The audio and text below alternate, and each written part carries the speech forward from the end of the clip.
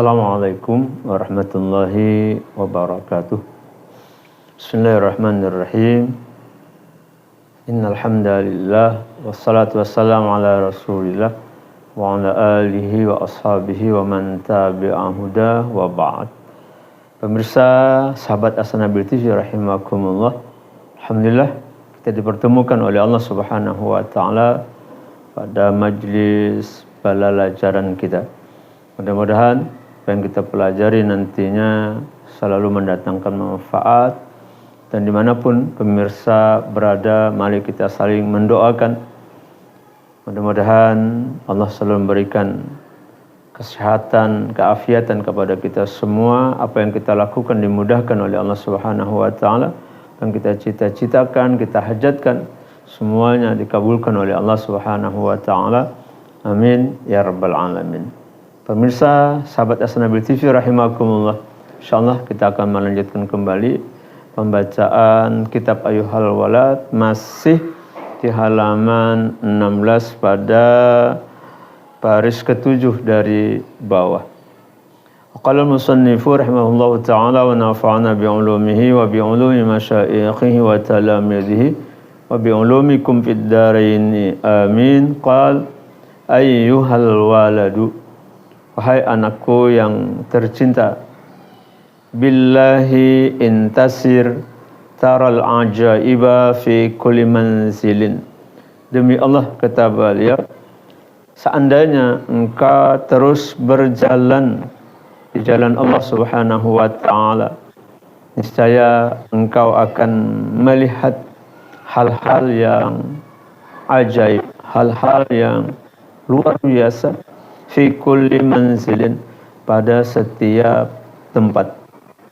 Waqtul ruh, maknanya korbankanlah, serahkanlah jiwa ragamu. Fa inna ra'sa hadzal amri badlur ruhi, karena pokok perkara ini, urusan perkara ini, badlur ruhi, adalah menyerahkan, mengorbankan jiwa raga. Kama qala Dhunnun al-Misri rahimahullahu ta'ala, seperti yang diucapkan oleh Dhunnun al-Misri rahimahullahu ta'ala li ahadi talamidatihi, kepada salah seorang daripada murid beliau. Apa ucapan beliau? In qadarta ala badri ruhi fata'ala, jika engkau bersedia untuk mengorbankan jiwa ragamu, fata'ala, maka teruskanlah perjalananmu menuju Allah Subhanahu wa ta'ala. Wa illa, jika tidak, fala tashtagil bituruhati sufiyati, maka janganlah engkau sibuk dengan perkataan-perkataan orang-orang yang bukan ahli sufi. Pemirsa sahabat As-Nabil TV rahimakumullah, Al-Imam Al-Ghazali, beliau meneruskan nasihat beliau kepada murid beliau, juga meneruskan dari apa yang beliau ucapkan berkaitan dengan lisanul jinan, yaitu lisan hati, di mana sebelumnya beliau menasihatkan dengan lisan hati supaya terus-menerus melakukan kesabaran, kemudian terus-menerus dalam melakukan amal tidak tergesa-gesa, bahkan tidak cepat-cepat untuk mendapatkan hasil. Nah, karena itu kata beliau, sampai beliau menggunakan salah satu huruf qasam, huruf sumpah, billahi, demi Allah, jika engkau terus berjalan menjalani jalan Allah Subhanahu wa ta'ala, kemudian di dalam menjalani proses perjalanan menuju Allah Subhanahu wa ta'ala itu, seperti ucapan Dhunnun al-Misri jangan disibukkan oleh perkataan-perkataan yang bisa menjauhkan kita dari pembersihan hati. Yang maksudnya untuk membersihkan hati ternyata malah melenceng dari jalan tersebut.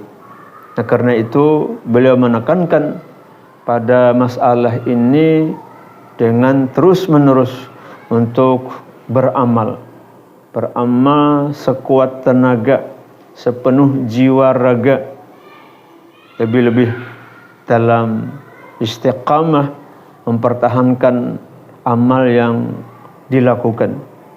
Jangan sebelumnya terburu-buru untuk mendapatkan seperti yang diucapkan beliau sebelumnya, yukshafu laka wa tara, untuk melihat kasyaf, keajaiban-keajaiban yang diberikan oleh Allah Subhanahu wa taala. Tapi yang penting adalah melakukan amal terus-menerus. Hasil akan Allah bukakan dengan sendirinya, baik kemarin kasyaf yang hakiki maupun kasyaf yang sifatnya sahabah. Hakiki faidun ilahiyah dari Allah Subhanahu wa taala, sementara yang namanya sahabah bisa jadi malaikat dan bisa jadi dari jin Islam.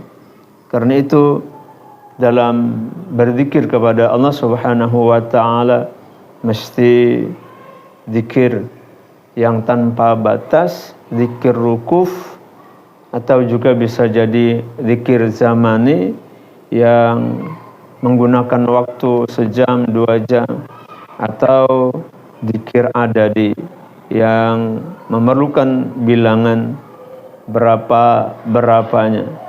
Dan ini akan mendapatkan hadrah ilahiyah.